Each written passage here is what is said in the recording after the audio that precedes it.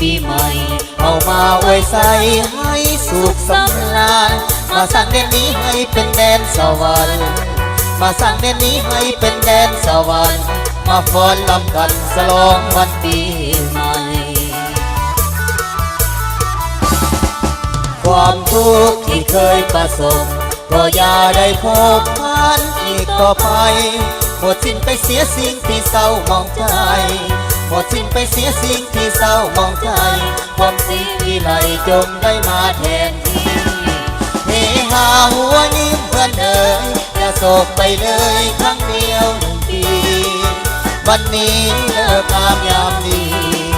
วันนี้เลิกงามยามดีเอามาสวัสดีปี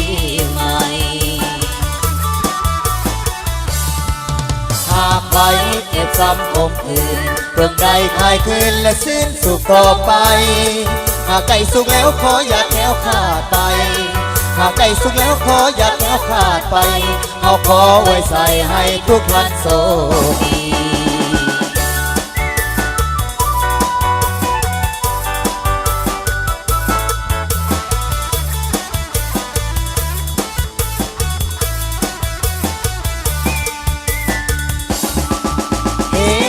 หัวยิ้มเพื่อนเอ๋ยอย่าโศกไปเลยครั้งเดียว1 ปี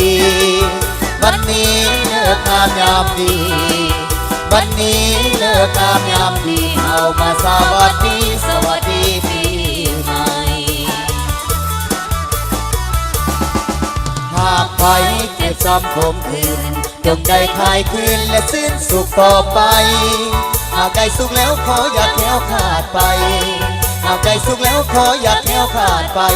เอาขอไว้ใส่ให้ทุกท่านโชคดีเอาขอไว้ใส่ให้ทุกท่านโชคดี